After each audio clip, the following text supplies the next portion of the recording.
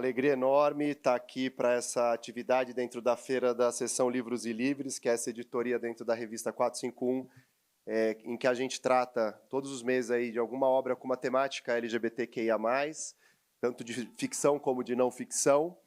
E, para mim, uma alegria redobrada de poder receber aqui, né, na feira o Luiz Motti, que é uma referência, apesar de dispensar apresentações, eu acho que vale trazer um pouco da biografia, mas é uma referência, um dos fundadores do nosso movimento homossexual brasileiro, decano do movimento, e uma referência intelectual também incontornável nos estudos de gênero e de sexualidade.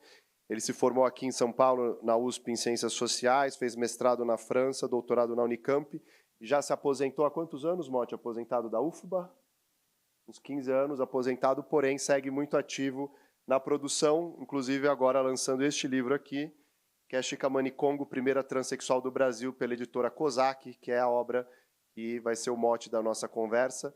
Mas antes de entrar, Motti, aqui propriamente no papo, queria dizer para todo mundo que está acompanhando aqui que é possível mandar as dúvidas, questões, comentários que vocês tenham pelas pessoas da produção que estão aqui com esses papeizinhos para vocês preencherem, vai por escrito a pergunta, e aí depois eu vou intercalando aqui na conversa com o Motti. Queria iniciar, Motti, agradecendo demais tua presença aqui conosco hoje e pedir para você trazer um pouco da sua trajetória, porque eu acho que esse livro ele é um livro que passa por uma trajetória muito mais ampla no campo dos estudos de gênero e sexualidade, né, e desse campo de uma etnohistoriografia que você tem trabalhado, mas queria que você contasse um pouco desse processo da sua formação e da sua saída do armário, né, quando na Bahia você vai também passar por um episódio de homofobia e assumir uma perspectiva militante, né, de ativismo, fundando o Grupo Gay da Bahia, que é a organização há mais tempo em funcionamento do ativismo LGBT brasileiro. Então, eu queria que você contasse um pouquinho dessa trajetória inicial, ali nos primeiros anos do Motti se formando homossexual. Boa tarde a todos e a todas. É um enorme prazer estar aqui na minha cidade. Eu sou paulistano, nunca abri mão da minha natalidade, ter nascido aqui, na minha terra natal. Nunca tinha estado aqui no Pacaembu, não gosto de futebol. Meu pai é um imigrante italiano que chegou aqui em São Paulo em 29. Minha mãe, no interior de São Paulo, já vivia em Santana. Depois moramos a vida toda no Sumaré, perto da Igreja Nossa Senhora de Fátima. E é um prazer estar aqui, já vi alguns amigos. Aqui a gente não vê as caras das pessoas com esses holofotes. Agradeço muitíssimo, primeiro, a Kozak, né, na pessoa de Álvaro, e ultimamente com a assessoria da Marcele, que deram vida e voz para Chicamani Congo. Agradeço ao Renan, né, que, além de fazer a apresentação do livro, está aqui para coordenar esse debate, e a presença de vocês, né? No final, autografarei com muito gosto o livro, e fico feliz, porque é uma história uma biografia, a documentação tão restrita, e eu tirei leite de pedra, na verdade, né? Consegui, sem inventar nada, com o mesmo rigor dos meus outros trabalhos, né? O ano retrasado foi republicado a minha obra principal, A Rosa Egipsíaca, né? Uma santa africana no Brasil, pela Companhia das Letras, a primeira edição 30 anos atrás pela Bertrand do Brasil. Então, esse livro tem o meu rigor como cientista social, antropólogo, eu me identifico como etnohistoriador, na verdade. Faço antropologia do passado, né? Mas, ao mesmo tempo, é um livro com uma linguagem bastante coloquial em muitos aspectos, né? Não tenho vergonha de usar o Wikipedia algumas vezes, né? Porque existe um preconceito, mas lá a gente encontra um caminho das pedras para ir aprofundando, de modo que tem várias citações de Wikipedia.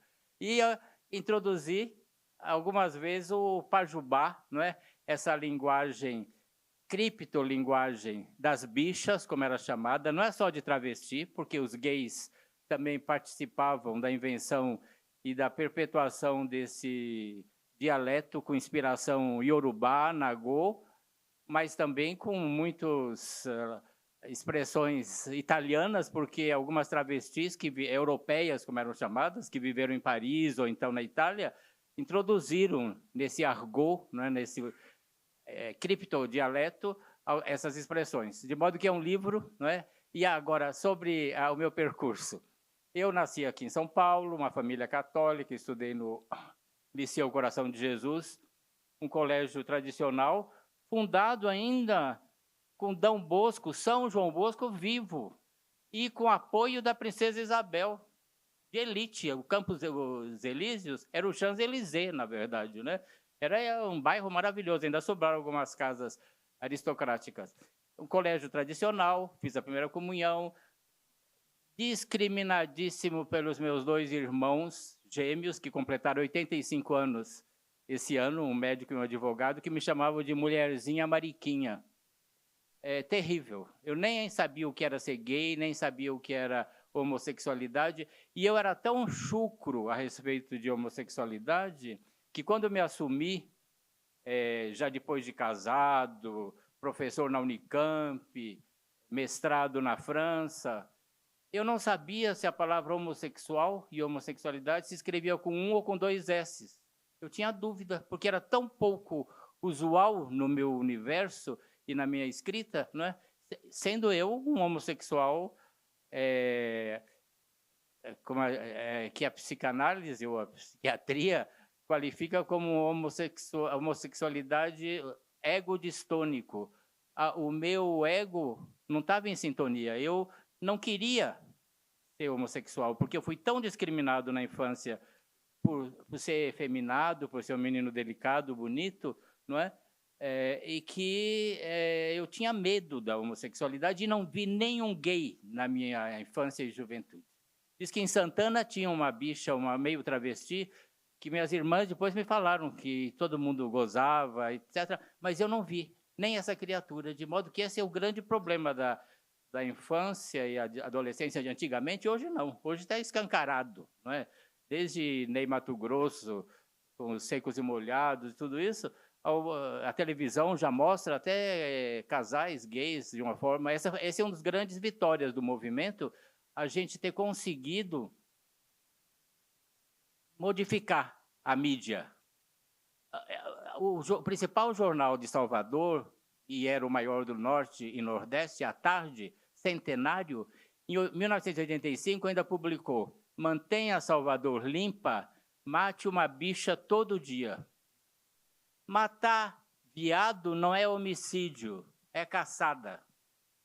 Luiz Motti é um travesti repelente, devia ser expulso de Salvador. O jornal publicava isso. Hoje, não pode falar nada, não é que dá processo. Felizmente, houve uma melhora nessa área. Assim como a televisão, não é? Que um tal de Mantelli Neto, em 72, publicou que queria tirar o Clodovil, o Denner, da telinha, queria proibir a presença de homossexuais, não é? E o Silvio Santos falava: homossexual só caricato na televisão. Nada de falar discurso político e tal. Então, foi nesse ambiente que eu cresci, não é? Que na USP, na Maria Antônia, onde eu estudei, e fui preso 3 vezes pelo DOPS, fui acusado de querer soltar uma bomba no consulado americano lá aí no Conjunto Nacional, né? Fui preso em passeata, tem fotografia, né, da primeira página do Estadão, eu sendo preso por 5 policiais. Pois bem, na USP, nada, nenhum professor em sala de aula falou a palavra homossexual. E falou que a homossexualidade era uma variável orientação sexual, ou o travestismo, uma identidade de gênero existente em tantas sociedades, tal, nada. A antropologia era indigenista, né? E a sociologia, seguindo Florestan, seguindo Fernando Henrique, que foi meu professor, era sobretudo o negro, né? O negro na sociedade de classes, etc. De modo que sexualidade, citaram o Malinowski, a vida sexual dos trobriandeses na Melanésia, bem distante, né? Mas, bem, citaram uma vez isso lá. De modo que um clima de extrema agressividade, violência e enrustimento. Tive professores, vários professores, gays que eu não sabia, não identifiquei. Pois bem, então essa é a minha palavra inicial, para mostrar que eu vivi nesse contexto e que ao me assumir homossexual, depois de ter me casado lá em Campinas, 2 filhas, uma vida familiar, um lar docilar, vivia bem com a minha esposa, mas enrustido, não é? Eu procurei um psiquiatra da USP na época, e quando eu entrei no consultório, ele falou, você tem problema de homo... Eu não era uma bicha desmunhecada, eu era um rapazinho barbudo, igual Fidel Castro, não é? E daí, quando ia nas passeatas, raspava a barba, porque a barba estava muito associada a ser subversivo, então eu raspava as barbas. Então esse psiquiatra falou, você tem problema de homossexualismo? Eu falei, por quê? Ele falou, você está de sandália franciscana, aquela sandália grosseira, né? Veja ainda o nível, né, de um psicólogo oficial da USP. Pois bem, então não tive modelo para não me casar.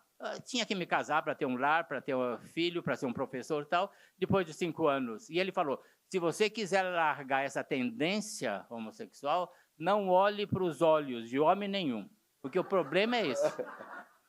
Deus abomina quem fixa, quem fita o olhar.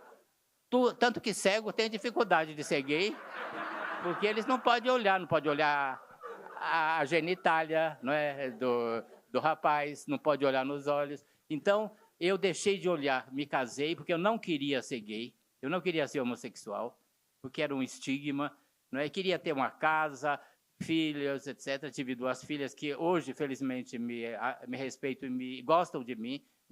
3 netas, que é a mesma coisa também. Pois bem, ele falou, não olhe para olho nenhum de homem nenhum. Eu segui isso, com uma boa intenção. Tive filhos, filhas, para reforçar esse meu vínculo heteronormativo, heterossexual. Mas é irresistível, né? Na verdade... Quando você começou a olhar, você não parou mais, né, Motti? Exatamente. E lá em Campinas, né, a cidade, assim como Água de Santos Campinas, Dumont, infamada de ser uma cidade gay, eu conheci um rapaz, jovem, 20 anos, que era um gay completamente assumido, tranquilo. Foi a primeira vez que eu vi uma bicha feliz, assim.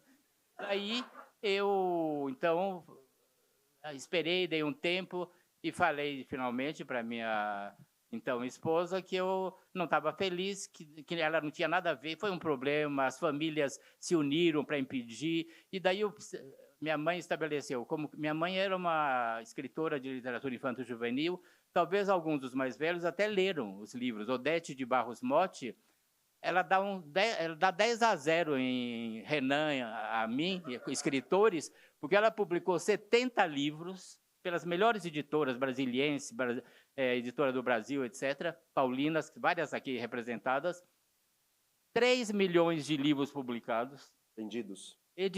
Só na Brasiliense, 1 milhão de livros publicados, alguns com 30 edições. Pois bem, minha mãe falou assim, Luiz, vá ao psiquiatra. O que ele falar, se você for mesmo homossexual, nós aceitamos. Depois de algumas sessões, eu e minha mulher, o psiquiatra falou, olha, ele não tem solução. Quem tem que ter um acompanhamento é ela, que ela está muito... A minha ex-esposa, que ela está muito abatida, etc. E a partir daí, minha mãe, com o tempo, e meu pai me assumiram, aceitaram, inclusive meus companheiros. Meu pai chegou a dizer... Meu pai era anarquista quando veio da Itália. O grande desejo dele, aos 16 anos, era matar o Duce, o Mussolini, e não ser preso. Isso que ele pensava. Quando veio no navio da Itália para o Brasil, ele só ficava imaginando como fazer isso. Pois bem, daí, finalmente, me divorciei, né, e me assumi homossexual em Campinas, mas Campinas muito parada, uma cidade muito familista, maravilhosa, a Unicamp ótima. Daí eu fui para a Bahia, que era em 1979, 80, era Meca, né? Caetanos, Novos Baianos. 80 eu fundei o Grupo Gay da Bahia, depois de ter levado um tapa na cara, porque estava com o meu novo companheiro lá em Salvador, e o GGB, Grupo Gay da Bahia, se tornou o mais atuante do Brasil, que conseguiu vitórias fundamentais para a cidadania LGBT e que continua até hoje atuante, 46 anos. De modo que esse é mais ou menos, então, esse trajeto da minha vida.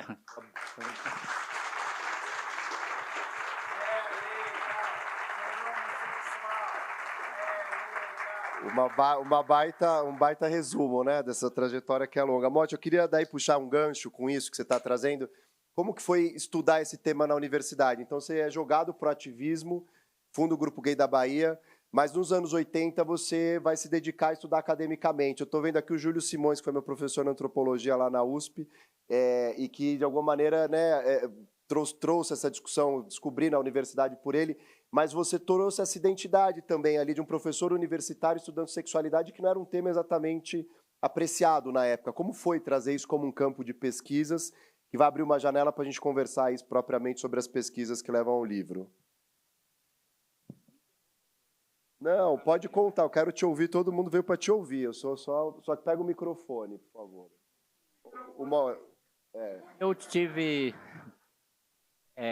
Eu tive sorte, na verdade.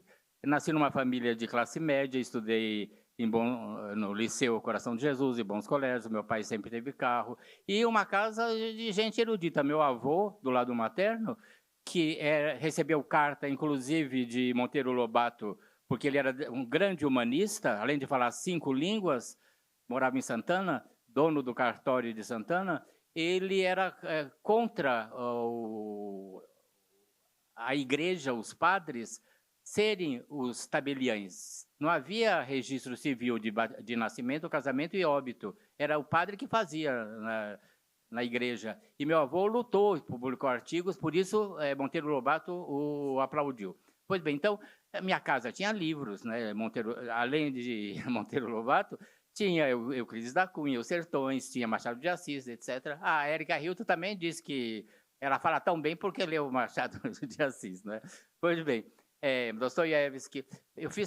Minha família, portanto, 8 irmãos, 5 fizeram doutorado, alguns professores universitários, entre eles a Fúvia Rosenberg, de Barros Motti Rosenberg, uma grande psicóloga, né, já morreu, e Maria Lúcia Motti, uma feminista que estudou as parteiras. Quer dizer, então, vivi num ambiente intelectualizado. E fui aluno dos dominicanos, a ordem mais intelectual do Brasil, né, seminarista durante 7 anos, inclusive fiz o noviciado e um ano de filosofia aí nas Perdizes, na Rua Caiubi, lá perto da Cardoso de Almeida.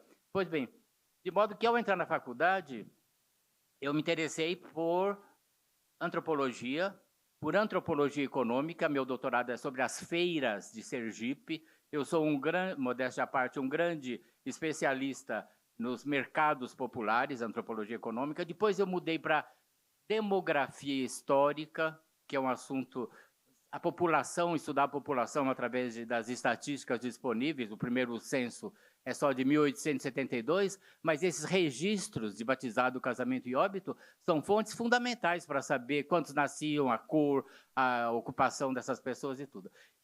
E quando eu me assumi, eu vi a necessidade para justificar que a homossexualidade não era doença, não era pecado e não era crime, estudar a história da homossexualidade no Brasil e em Portugal, sobretudo, para ter argumentos, para calar a boca dos ignorantes. Por exemplo, estudei toda a exegese bíblica a respeito da condenação à sodomia e escrevi um artigo de divulgação que foi ultra publicado, o que todo cristão deve saber sobre homossexualidade, em que eu analiso as passagens bíblicas, sobretudo de São Paulo, do Levítico, etc., que condenaram equivocadamente, não é, o amor entre pessoas do mesmo sexo. De modo que eu me aprofundei nessa área dos estudos, inclusive da história dos homossexuais mais antigos do Brasil e de Portugal, como argumento, não é, para calar a boca dos ignorantes, dos preconceituosos, com argumentos da ciência, da história, da antropologia, etc. De modo que, entre descobrir personagens que os historiadores... Tive muita sorte nos arquivos. Eu sempre gostei de colecionar. Freud diz que todo colecionador tem fixação anal, de modo que todos aqui que têm coleções de antiguidades tal, não é, tem um pezinho, né, no desvio anal. Pois bem, eu tive sorte de descobrir nos arquivos em Portugal, no Rio de Janeiro, na Bahia, em Sergipe, no Piauí, etc., documentos que nunca ninguém tinha divulgado. A história da Chica Manicongo, essa primeira transexual do Brasil, 1591. A história da Filipa de Souza, a primeira lésbica a ser açoitada publicamente em Salvador, porque namorava outras mulheres, diz a sentença. Descobri a Rosa Egipsíaca, de menina abusada no Rio de Janeiro, 1710, 20, abusada no Rio de Janeiro, vendida para as minas, décadas de prostituição. Daí começou a ter visões, se tornou uma grande mística, foi açoitada no Pelourinho, a Rosa Egipsíaca, e daí fugiu para o Rio de Janeiro, apoiada sempre por um padre, que era provavelmente o seu amante, e no Rio fundou um recolhimento para ex-prostitutas, o recolhimento do parto, que está até hoje lá. O local foi destruído, mas tem uma capela de Nossa Senhora do Parto, que era a devoção. Então, e descobri também o Tibira do Maranhão, o primeiro índio, primeiro do Brasil a ser morto, a ser executado na boca de um canhão. Botaram ele amarrado, os missionários capuchinhos franceses, em São Luís do Maranhão, em 1613, e estouraram a bomba. Então, foi o primeiro... Isso por quê? Para limpar a terra da sodomia, do pecado. Porque Deus podia... Quando surgiu a AIDS, falaram que era castigo de Deus. A Covid, castigo de Deus contra os homossexuais. E ainda vem mais por causa de todas essas paradas, gays, etc., né? De modo que o medo, né, do castigo divino era uma paranoia no Brasil antigo, e continua sendo para algumas pessoas, alguns grupos, sobretudo mais conservadores. De modo que foi esse o caminho da antropologia econômica, da demografia, para o estudo da etnohistória, da sexualidade em geral e da homossexualidade, desenterrando, né, nossos heróis, nossos antepassados. Não são só os negros e os índios que têm ancestrais, não é? Que a rainha Cleópatra, uma ancestral negra, Machado de Assis negro, nós temos também. Para nós homossexuais, gays, LGBT em geral, é fundamental que essa travesti aqui tem tudo a ver com as travestis contemporâneas. Era menos do que uma outra, anterior a ela, que eu descobri, que chamava-se Antônio do Benim, e que jogava pedra lá em Lisboa, em 1500, ela é de 91, essa é de 1571, lá em Lisboa, no Porto, fazia prostituição, vestida com trajes femininos, queria ser chamada de Vitória, não de Antônio. Antônio. Antônio, eu falei? Isso. Pois bem, do Benim. Então, ela se disfarçava tão bem de mulher, tão assumido o gênero feminino, que quando foi presa no Benim, lá no Dahomey, veio junto com o magote das mulheres, das escravas fêmeas, porque se passava por mulher.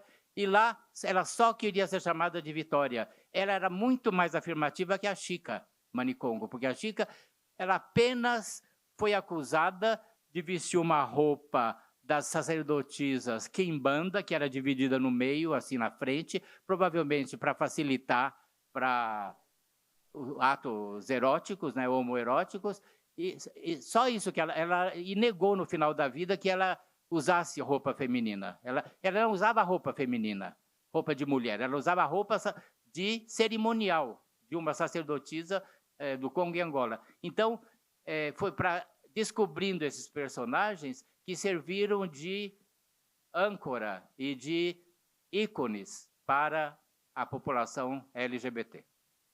Mote, aproveitando essa deixa aí dessa pesquisa, eu queria entender mais, se você contasse um pouco, como foi encontrar esses arquivos, que você mencionou que tem a Wikipedia citada, mas você é do tempo em que ia até o arquivo, garimpava, nada estava digitalizado, catalogado.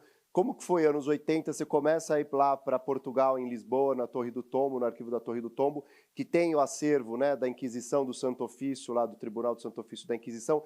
Como que foi mapear isso, garimpar, encontrar? O que você sentiu quando você encontrou esses primeiros documentos dessas histórias todas aí de pessoas LGBT nesse período colonial no Brasil? Como era essa pesquisa? Ótima pergunta, muito obrigado. Se eu tivesse seguido a opinião de alguns professores, eu não teria descoberto e divulgado personagens tão importantes para a nossa história.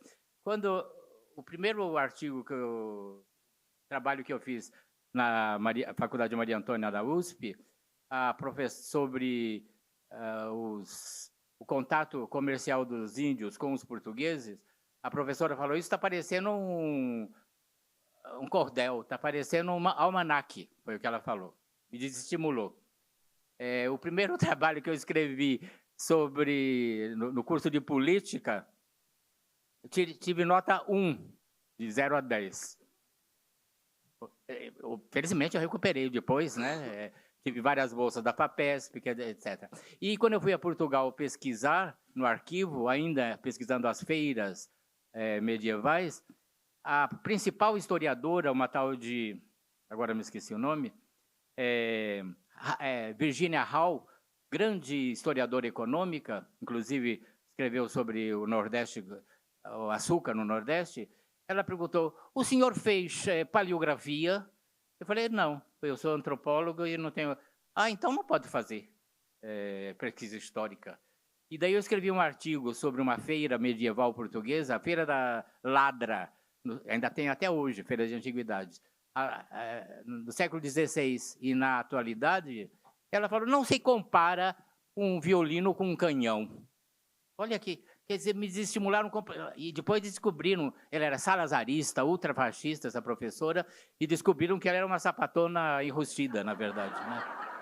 Vários me falaram, ela era tão intolerante, Virginia Hall, importante, tem vários livros ultracitados, que um outro historiador que era gay, Oliveira Marques, medievalista, foi acusado durante o salazarismo, perseguido, chegaram a fazer uma pesquisa para ver a nota que ele dava para as alunas e para os alunos, para ver se ele privilegiava os homens e não as mulheres. Olha que absurdo, né? O nível de repressão. Pois bem, então, as minhas... Qual foi a mesma pergunta, Renan? Me esqueci. Era para você contar, Mote, como foi esse encontro com as fontes ali, a dificuldade de pesquisa, porque não é simples, né? Chegar lá, garimpar, encontrar esses primeiros documentos, você contar um pouquinho disso. Tive que aprender a ler caligrafia antiga e, olha, século XVII e XVIII para frente é muito mais fácil. Século XVI, a carta de Pero Vaz de Caminha, a gente não sabe se é assim ou assim.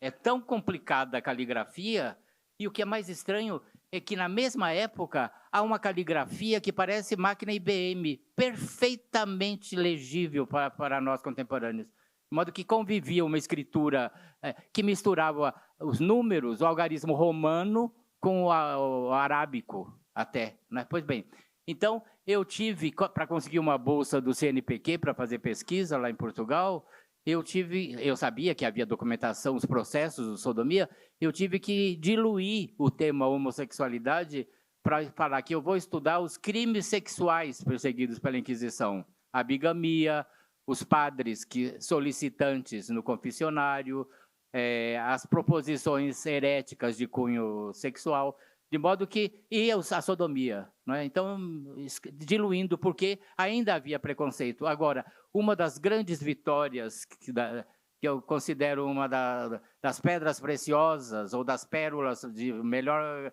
quilate do meu colar ou da minha coroa, não é? Foram 6 moções de apoio à cidadania LGBT contra a homofobia, aprovadas pelas mais importantes associações de ciências humanas do Brasil, pela SBPC, pela Associação Brasileira de Antropologia, de Estudos Populacionais, de pós-graduação em História pela SBPC, Sociedade Brasileira para o Progresso da Ciência, foi uma das primeiras, isso em 81, 82, assim, cimentando o caminho para todos esses que fazem pesquisa hoje, do mestrado, doutorado, TCC, sobre esses temas. A SBPC aprovou uma moção dizendo que os estudos sobre sexualidade humana e homossexualidade deviam ter o mesmo, a mesma aceitação e estímulo que outros temas, porque havia resistência. Uma grande professora socióloga, Maria Isaura Pereira de Queiroz, minha amiga, não é? Ela ficou revoltada porque um estudante fez uma pesquisa sobre as saunas gays, numa época que a AIDS estava começando, que era fundamental conhecer, né, como era o procedimento erótico, homoerótico. De modo que o trabalho nos arquivos, no começo, havia... e comigo aconteceu, como aconteceu com o professor John Boswell, um grande historiador da Universidade da Califórnia, católico, bonito e que morreu de AIDS prematuramente, mas tem vários livros importantíssimos, e um deles que serviu de régua e compasso para a minha pesquisa histórica e teórica sobre a homossexualidade, em que ele é um essencialista, o título do livro dele é A Homossexualidade, não é? Coisa que alguns não querem dizer esse termo, a não ser a partir do século XIX, mas ele diz, na Europa, da época do Renascimento para cá, né? E ele mostrou que a repressão homofóbica só surge mais ou menos depois, no Ocidente, depois da peste negra, em que os gays e os judeus, e assim como o antissemitismo, né, foram acusados de terem sido os causadores da peste gay. Não é? Eles que, o castigo divino, mas também eles propagaram, às vezes criminosamente, não é, a peste negra. Então, o John Boswell, quando descobriu documentos, a igreja, cerimônias, liturgias, abençoando casais do mesmo século, do mesmo sexo, e no século XV, XIV, rituais como o matrimônio. No dia seguinte, quando ele voltava lá no arquivo do Vaticano, o documento tinha desaparecido. Quer dizer, comigo aconteceu isso no arquivo da Cúria do Rio de Janeiro. Eu descobri um livro, Os Crimes dos Padres, no século XVIII. Assim, casos escabrosos, né? Eu comecei a copiar, no dia seguinte, quando eu voltei, desapareceu o arquivo. Então, teve repressão, na verdade. Inclusive, esse ocultamento, né, das fontes, porque eles não querem, né, a sociedade heteronormativa, né, na academia reflete, né, essa homofobia generalizada. Ô, Motti, e aqui tem uma edição primorosa, né, do livro, gente, lembrando que o livro está à venda e que o Motti depois vai assinar ali na tenda dos autores. Quem chegou depois também, lembrando que vocês podem mandar perguntas com o pessoal aqui da produção, que está com as filipetas, mas tem uma edição primorosa da COSAC aqui que traz esses documentos históricos, né, encontrados. Tá muita luz, Motti, aí? Tá com muita luz? Eu não sei se dá para reduzir um pouco, gente, tá uma luz forte aqui, né? Mas tem esse documento, eu queria te ouvir mais sobre como foi, você já contou um pouco da história da Chica Manicongo, né, que você descobre como um documento sobre Francisco Manicongo. Queria que você contasse um pouco da origem dessa figura, o que significa Manicongo, e como que foi tirar de poucas linhas aí, né, um conjunto, um documento que era muito enxuto, você reconstruir toda uma biografia para Chica Manicongo. Se você pudesse contar um pouquinho do processo da escrita dessa biografia. Só pega o microfone, Motti, para responder. Já vi vários amigos do século passado, né, aqui presentes. Tem que falar. Do milênio passado. E agradeço muito a presença de vocês. A Chica Manicongo, na verdade, não foi diretamente na Torre do Tombo que eu encontrei, o primeiro contato, mas foi através da professora Maria Manuela Carneiro da Cunha, uma filha de judeus, criada em Lisboa com esse nome, né, que se converteram durante o nazismo, oportunisticamente, mudou-se para o Brasil, foi aluna do Levi-Strauss, e minha colega, eu fui contratado na Unicamp, eu fui o 4º professor, ela foi a 5ª. uma intelectual finíssima, muito competente, ela que me indianista, né? A Maria Manuela Carneiro da Cunha, que tem um filho gay, né? Que nunca falou comigo que o filho era gay, os outros professores que contaram, isso é muito chato, né? Eu tenho sobrinha, tenho alguns parentes que são gays ou lésbicas e nunca se abriram comigo, apesar de eu dar espaço, quer dizer, eu não... A mesma coisa, vários colegas, né, omitiram esse detalhe que para mim seria fundamental. Eu não vou denunciar, não vou outing, tirar do armário ninguém, não é? Mas eu gostaria de ter tido essa informação. Pois bem, Maria Manuela, que conhecia a bibliografia histórica, de etnohistória sobre os índios do Brasil, me falou que no livro do Yves de Vray, um capuchinho do século XVII, um dos 4 que fundaram a missão no Maranhão, quando Maria de Médicis e o rei Luís, acho que 13, fundaram a França equinocial, tinha fundado primeiro ali na Baía de Guanabara a França equatorial, e daí fundaram aqui, que não deu nada certo, daí tentaram fundar aquela. E lá, ela falou, lá tem um capítulo que fala de um índio que foi sodomita, que foi executado. Foi o primeiro contato. O livro era muito raro, embora o livro fosse do século XVII, ele foi proibido e tinha uma edição em francês, daí traduziram para o português de Portugal e não sei o quê.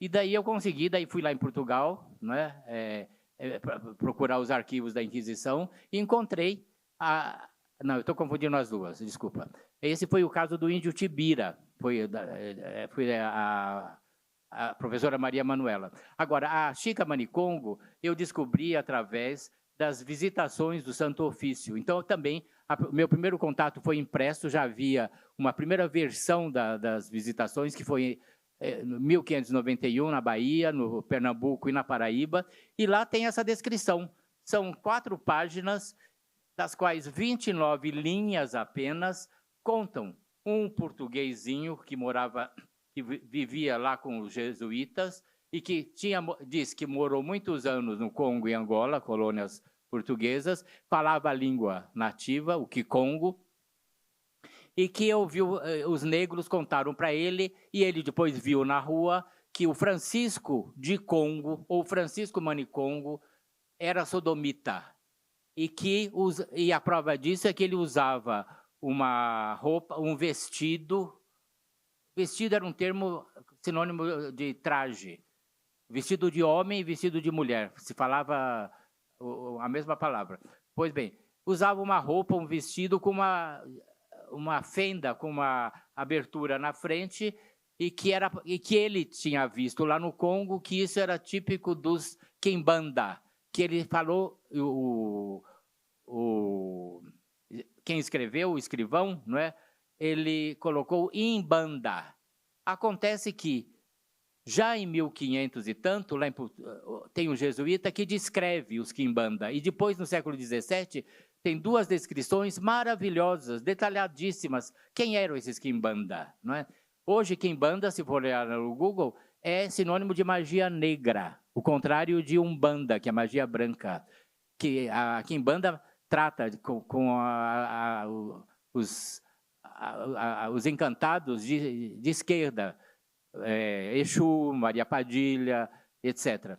Pois bem, então os Kimbanda eram um grupo de feiticeiros, havia vários tipos de feiticeiros e feiticeiras no Congo e Angola, que uma dessas categorias, que os missionários chamavam uma quadrilha de feiticeiros, né?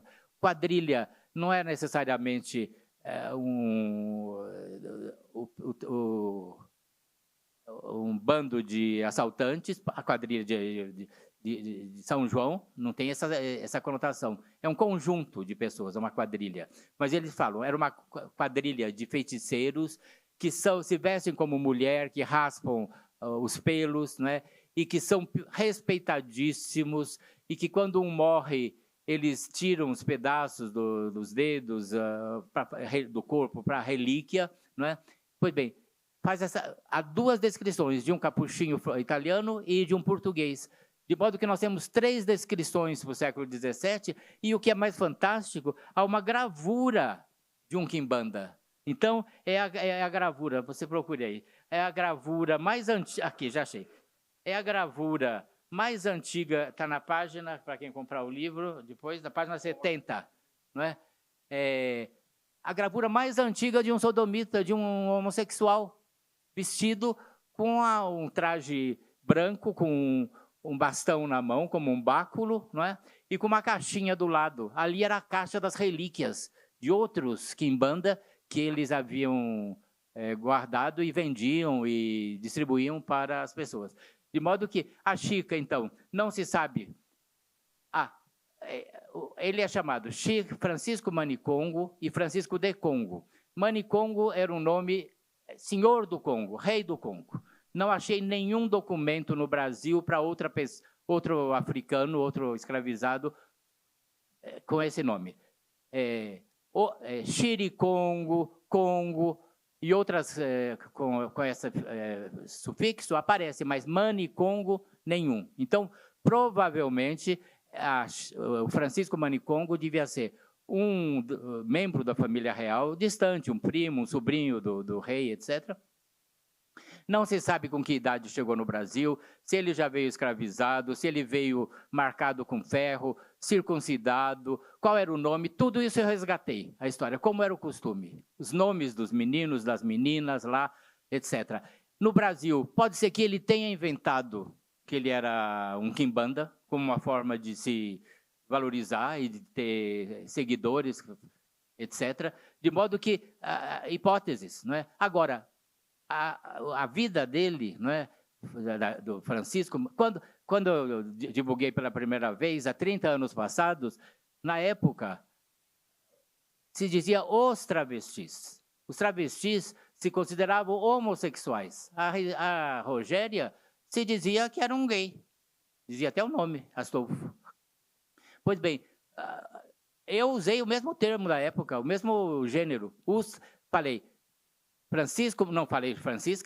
Chica Manicongo, porque isso só foi inventado por uma travesti do Rio de Janeiro, Marjorie Mark, minha amiga, que leu meus artigos, uma mestiça, mulata, ou seja, uma parda, mais para negra, mais para preta do que para parda, mas não era preta, era uma negra, e que se considerava travesti, né, maconheira danada, retada, né, defensora da liberdade da cannabis. Pois bem, ela, como eu também sou, né, e fui autor de um dos primeiros artigos, a história da maconha no Brasil, né, mostrando as tradições a respeito do fumo da cannabis. Pois bem, então, em 2010, ela teve a brilhante ideia de chamar Francisco Manicongo, a quem eu chamei de um homossexual corajoso, porque as travestis se consideravam homossexual. A palavra transexual não existia no Brasil e não era usada por travesti nenhum. Os travestis, como eram chamados, se consideravam homossexual. Então eu disse, um homossexual corajoso e o primeiro travesti do Brasil.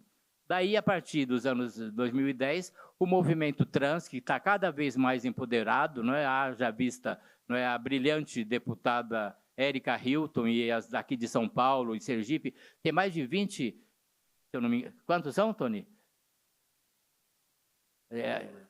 Travestis e transexuais. 2 federais, né?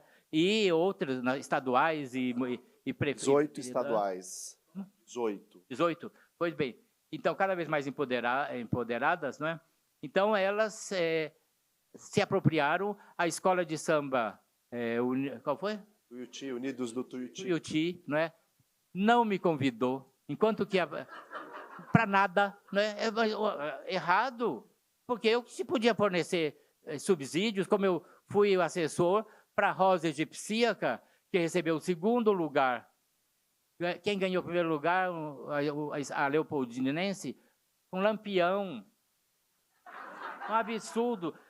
Desprezar Rosa, uma mulher negra, alfabetizada, que fundou uma casa de apoio e dá 1º lugar para um criminoso perigoso, anticomunista, que perseguiu a Coluna Prestes. tem nada. Lampião, olha, eu digo sem medo, não é de ser politicamente incorreto. Não tem nada de ser elogiado. Pelo contrário, ele lá no Nordeste, quando se fala em Lampião, há descendentes que sofreram, que viram as atrocidades que ele cometeu, e ele perseguiu a coluna Prestes, inclusive. Pois bem, então, Rosa Egipsíaca, que eu dei toda a assessoria, ganhou o 2º lugar da escola... Eu não sei. De Niterói. Viradouro. Viradouro, de Niterói. Lindo. Me convidaram. Não subi em cima do trio, não é? Como eu gostaria de estar lá em cima. Mas estava lá com uma camisa especial. Fui 2 vezes. Chorei de emoção de ver a Rosa Egipsíaca ganhar o 2º lugar. A da Chica Manicongo, manipulado pelas associação de travestis, me excluíram completamente, não é? E agora eu fico feliz de saber que o diretor da escola, ele disse que a Chica Manicongo apareceu para ele, ela está baixando no terreiro de Pagelança, Catimbó, no Rio de Janeiro, virou orixá, como a irmã Dulce virou orixá em Salvador. Irmã Dulce, não sei se ela dança, né? Mas ela já é o orixá, não é? Essa é a riqueza, né, das religiões, sobretudo da Umbanda, mais do que o Candomblé. Pois bem, ela está baixando no terreiro de Catimbó, lá no Rio de Janeiro, e ficou em 10º lugar, porque não me convidaram, na verdade. Porque se tivessem me convidado...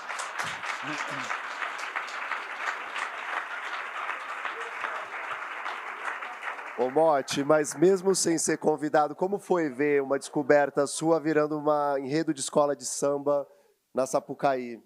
A Lilian Schwartz, né, a mulher do fundador da Companhia das Letras, atualmente a principal editora depois da Kozak, pois bem, como é o nome dessa que foi a primeira afro-brasileira a entrar na academia, como é o nome dela? Não é Evaristo, não. Ana Maria Gonçalves? Ana Maria Gonçalves. Pois bem, a Lilian Schwartz falou na televisão, para quem teve um livro seu, tema de escola de samba, merece estar na academia. Eu tive 3. Fica a dica para a BL aí. Hã? Não, para a BL considerar isso. A Rosa Egipsíaca, a Esperança Garcia, que foi a negra escrava do Piauí, século XVIII, a primeira a escrever uma petição para o governador do Piauí, reclamando, denunciando os maus tratos, foi elevada à condição de primeira advogada do Brasil, não a primeira advogada negra, a primeira advogada do Brasil. Foi tema de escola de samba, de uma escola não tão famosa, e a outra foi, então, a Rosa Egipsíaca. Então, as três. Pois bem, é uma alegria, é uma felicidade, né? Um professor dando aula, ter a sua pesquisa ultrapassado as salas de aula e estar cantado na avenida, milhões de pessoas assistiram, viram, né? Vocês estão aqui para conversar sobre ela exatamente por eu ter descoberto, né? Agora, esse cancelamento, não é? Essa omissão chega a ser algumas vezes plagiário. Ontem eu descobri uma Chica Manicongo em japonês, como é o nome esse mangá, história mangá? Em mangá. Ela meio japonesa, branca, japonesa, né? Cita como fonte histórica comentadores, quem já escreveu o artigo a partir do que eu escrevi. Então, a quantidade de referências à Chica, que não cita que eu sou o pai dela, na verdade, não é eu que tirei, e um discurso assim, ideológico, raso, dizendo que ficou 400 anos esquecida, ocultada pelos intelectuais. Não, ninguém tinha prestado atenção nessa página, nessas 29 linhas do livro das Visitações, que era um livro raríssimo, né, do tempo de Capistrano de Abreu, etc. De modo que a carnavalização é interessante. O nome Chica eu apoiei, mas eu aqui no livro eu digo, nem Francisca, também ela foi chamada modernamente de Francisca Manicongo, não tem, não aparece, né? Que ela se vestia de mulher, não diz. Diz que ela recusava a roupa de homem e usava essa túnica, mas que ela se vestia de mulher, que era namoradeira. Olha, que ela foi queimada, já disseram isso. Assim, ela não é nem processada, né? Você conta. Olha, a Inquisição era tão... Sorte dos sodomitas que nos antecederam, que eles os inquisidores consideraram o crime de sodomia apenas, o texto dizia, a penetração do membro viril desonesto no vaso traseiro com derramamento ou derramação de semente. E precisava 2 vezes, ao menos, comprovado, de preferência de olhar. Né? Alguém viu. E a Inquisição era de modo que o nazismo, até fotografia de um Schwul, né? um viado, como é em alemão, um Schwul, vestido de mulher ou com uma carta de amor, era motivo para o campo de concentração. A Inquisição não. Ela podia, era um pecado mortal, podia desencadear a ira divina, mas não era matéria suficiente para um crime letal, para a morte da pessoa. A boa burocracia portuguesa, né? Com exigências. Ô, Motti, e esse caso, de alguma maneira, você, com esse seu trabalho, né, de descobrir esses documentos e ter essas histórias todas aí contadas, você ajuda a constituir um campo no Brasil, né, bastante importante, que é dessa historiografia, dessa história LGBT. Como você vê essas novas gerações, como professor já aposentado, mas que vê muitos trabalhos sendo feitos por todo o Brasil, interesse crescente do mercado literário, das escolas de samba, enfim, de vários lugares aí da cultura brasileira nessa temática. Como que você encara isso? Esses 4 personagens que eu tirei do pó dos arquivos já renderam nome de rua, a Chica, nome de quilombo, desfile de moda, estátuas, pinturas, cordel, nome de grupo feminista negro, nome de uma maternidade no Piauí. O dia da Carta da Esperança Garcia é o dia 14 agora não me lembro, é o dia da consciência negra do Piauí. Quer dizer, olha só, não é? Que alegria para um pesquisador, não é? Um assunto do século XVII, XVI, XVIII, se tornar uma data, e é gozado, porque lá no caso do Piauí, essa Esperança Garcia, ela tinha uma escola linda dos anos 30, que chamava, originalmente, no estilo neocolonial brasileiro, uma escola pública, chamava-se o nome do bandeirante, Domingos Jorge Velho. Na época de Zumbi, quando o Zumbi, do centenário, do tricentenário dele, etc., e que a minha casa foi vandalizada, meu carro, Lada, um carro russo, dos primeiros importados, baratíssimo, foi vandalizado porque eu disse que havia 5 pistas sugestivas que Zumbi não era heterossexual, que ele era gay, né? Isso causou um mal-estar no movimento negro, dizendo que eu estava denegrindo, chegaram a dizer uma palavra que hoje é proibida, e que é uma proibição besta, idiota. A etnolinguística histórica diz que não tem nada a ver denegrir na origem associado ao preconceito contra negro. Pois bem, nessa época, quando o Zumbi, agora esqueci o que Era como você vê essa nova geração aí que está crescente de historiadores e historiadoras, pessoas que estão lidando com essa memória. Eu fico felicíssimo de ver esse progresso, né, de tantas teses sobre os sodomitas no Brasil colonial, teses, dissertações, TCCs, artigos, né, livros, coletâneas, sobre todos esses assuntos. Então, todos eles renderam muito, na verdade. A Rosa Egipsíaca, a Esperança Garcia, o Tibira do Maranhão. O Tibira ainda não foi tema de escola de samba, mas eu acho que merece. Eu já tentei falar com o mesmo da Tuiuti. Pois bem, eu acho que estão indo pelo caminho certo, descobrindo novos documentos.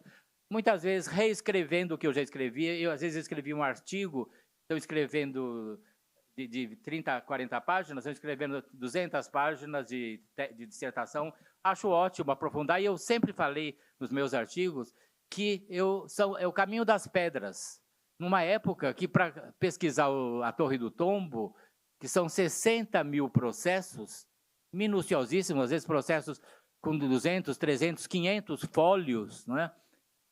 Hoje disponíveis online, facílimo de pesquisar, facílimo.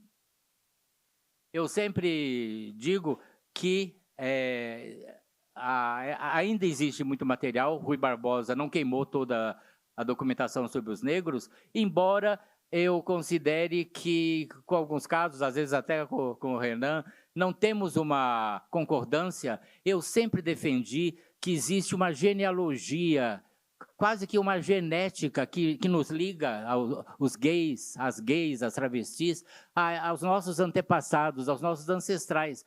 Os negros redescobriram ou resgataram Cleópatra como negra, Machado de Assis, até a princesa Isabel tem parentes que eram de origem afro, não é?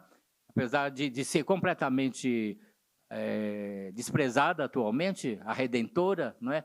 Descobriram agora, né, um documento novo, a missa no dia seguinte à abolição da escravatura, de 13 de maio de 1888, em que a população negra, a negrada, como se dizia antigamente, festejou a Redentora, porque, querendo ou não, embora não tenha dado a carteira de trabalho para os ex-escravos, mas, igual quando o Brasil aboliu o homossexualismo como desvio e transtorno sexual, até então, qualquer médico que escrevesse no seu prontuário 302.0, aquele outro médico de qualquer lugar do mundo sabia, esse é um viado, um pederasta, desviado e transtornado sexual. Então, esse ato de 1985, e o GGB conseguiu 16 mil assinaturas de intelectuais, artistas, não sei o quê, e o Conselho Federal de Medicina precursoramente decretou sem efeito no Brasil essa patologização do homossexualismo, passou a ser homossexualidade, isso nos deixamos de ter o único... Um historiador falou, o Brasil, diferentemente do que aconteceu com a Inglaterra, não tinha uma lei o movimento não tinha uma lei para lutar contra ela. A única coisa era no INAMPS, no INPS, que se dizia essa categoria do 302.0. Então, a partir daí, foi a nossa alforria, não tinha mais nenhuma restrição em termos de patologia. A mesma coisa, não é?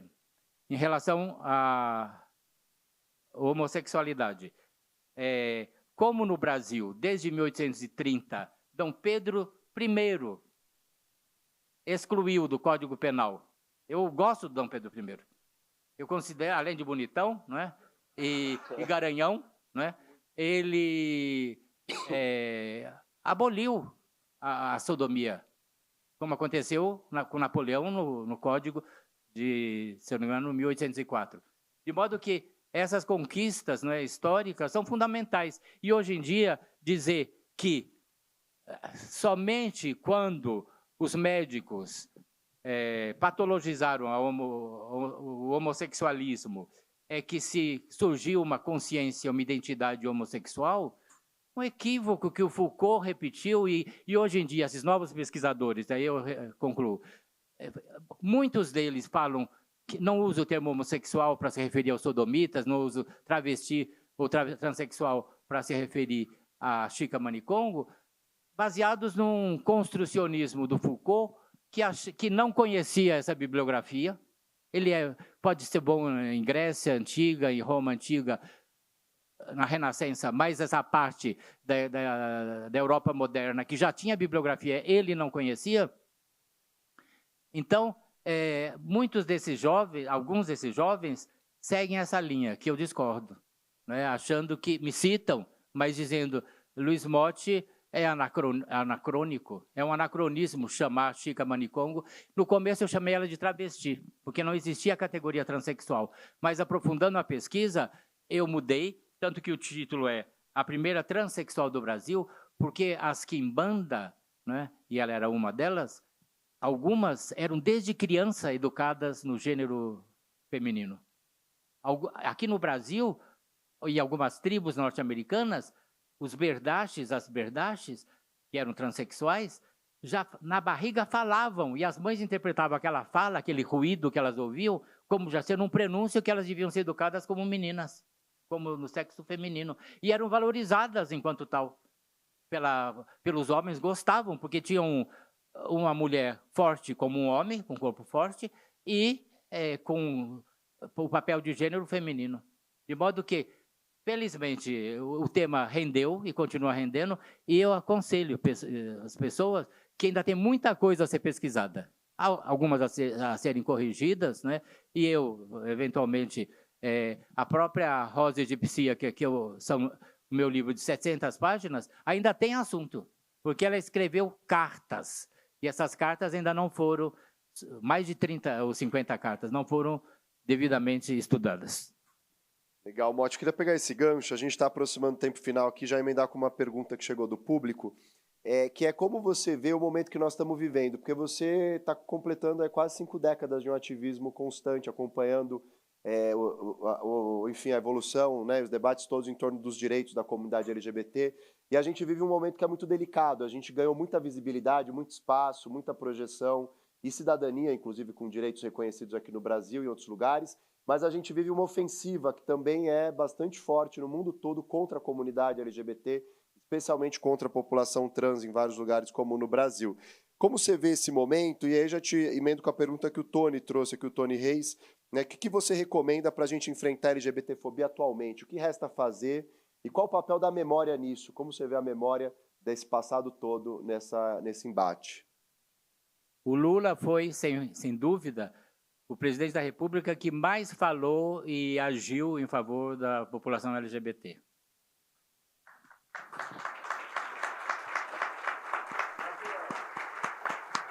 Porém, né, e evoluiu desde a primeira entrevista ao Lampião, que ele disse que os travestis são as prostitutas dos homossexuais, e eram, de fato. 90% das travestis viviam como trabalhadoras do sexo. E falou que não existia homossexualismo na classe operária, né?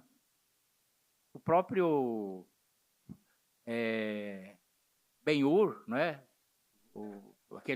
Aquele grande revolucionário romano, há quem diga que ele era homossexual. E o tal do centurião, que Jesus foi pedir para Jesus para salvar o seu escravo, e Jesus curou, que estava à beira da morte, os exegetas dizem que não era escravo, era o amante, o escravo amante. Jesus abençoou uma união estável homossexual. Claro, como tem tese de doutorado séria nos Estados Unidos, que mostra que Jesus Cristo era homoerótico, não é? Pois bem, vinde a mim, as criancinhas, olhai os lírios do campo. Isso é coisa de macho? Pois bem, e com São João Evangelista deitado no seu ombro, de 18 anos, e Jesus com 33, na última ceia, e não era sentadinho não, como mostra o Leonardo da Vinci, era recostado num puff, num tapete, numa esteira, não é? Recostado no ombro. Quer dizer, pois bem, então, qual era a pergunta mesmo? Sobre os direitos LGBT hoje, o que falta a gente caminhar como a memória é uma ferramenta. Então, Lula foi o que mais falou, né? Inclusive instituiu o Dia da Homofobia, dia 17 de maio. O GGB que introduziu o termo homofobia no Brasil, no nosso boletim, antes da Folha de São Paulo, antes do Globo, os principais jornais da época. Fundamental. Nós é que introduzimos no Brasil o Dia da Homofobia, com uma certa resistência de algumas lideranças gays. Já tem dia demais para comemorar, não sei o quê.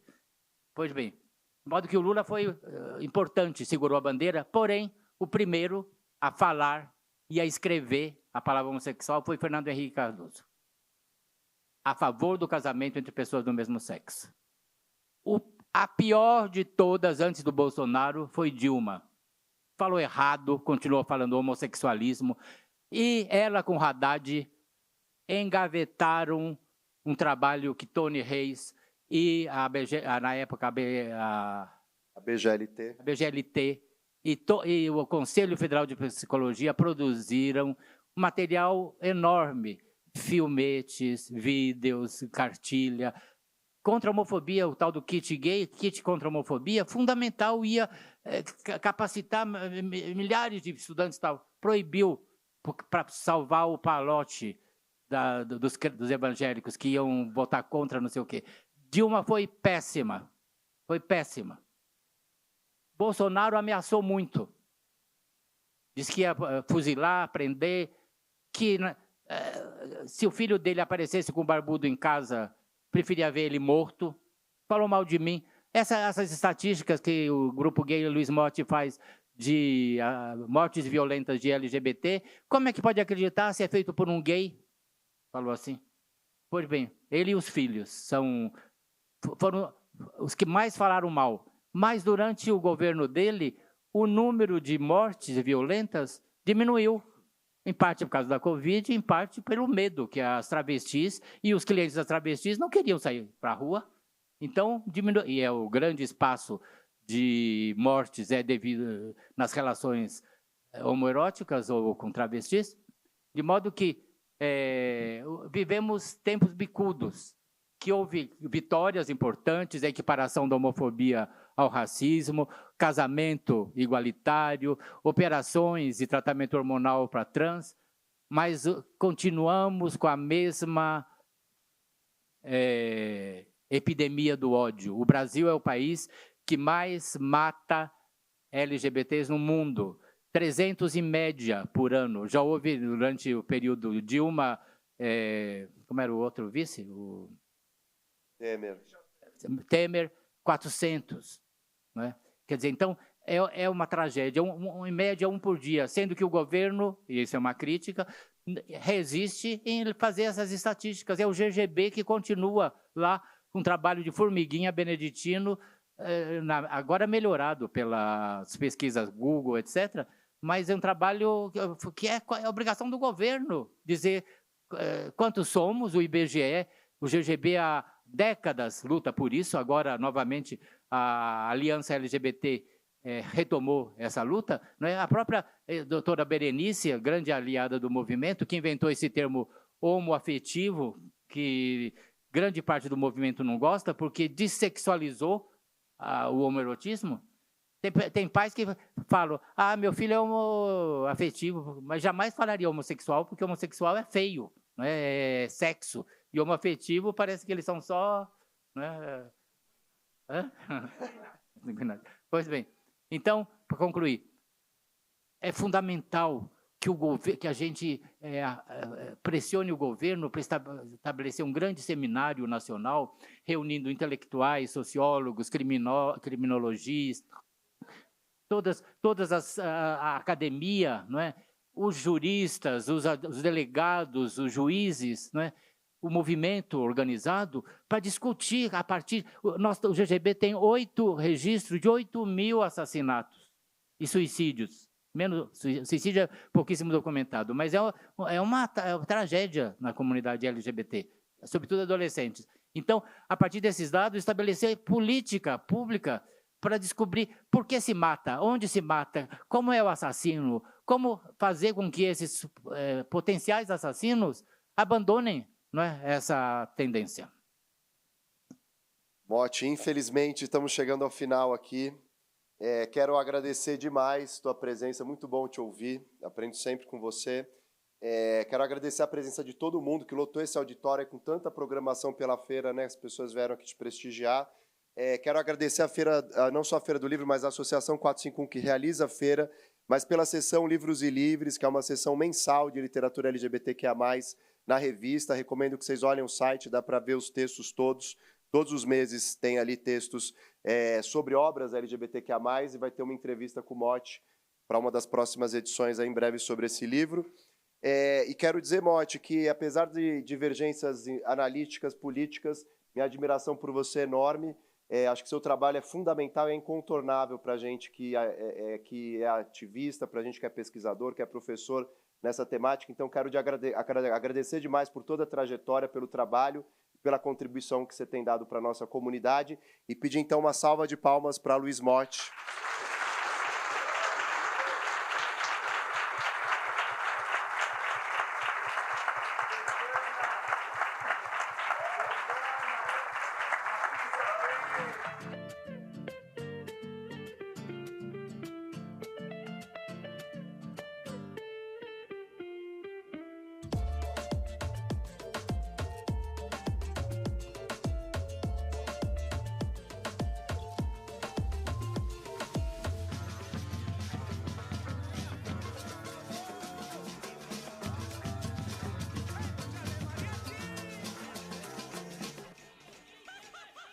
Sejam todos e todas bem-vindos à Feira do Livro 2026.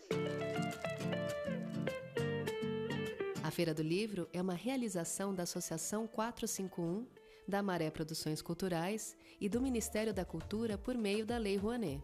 Patrocínio: Mercado Livre, Motiva e Prefeitura de São Paulo na categoria Ouro. Itaú e Laranjinha Itaú na categoria Prata.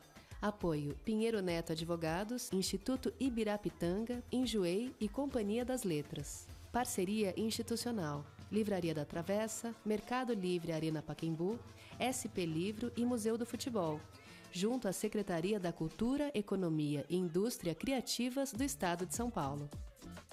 Apoio institucional: Embaixada da França no Brasil, Instituto Camões, Arco Educação, Ministério das Relações Exteriores do Uruguai, Instituto Ramon Llull, Gráfica Viena, Chambril, Quiro, Frida e Mina, Inside by Meliá São Paulo e Higienópolis, Ernesto Tzurnik Advocacia, Ecoar, Arpa, Ovo e Bubu Restaurante. Parceria de mídia: 451, Folha de São Paulo, UOL, TV Brasil, Rádio Nacional, JC Deco, Piauí, Carta Capital, Mídia Ninja, Nexo, Gama e Publish News. Acompanhe a programação e cobertura completa da Feira do Livro 2026 no site da revista 451 e também nas nossas redes sociais @a Feira do Livro. Viva o livro brasileiro!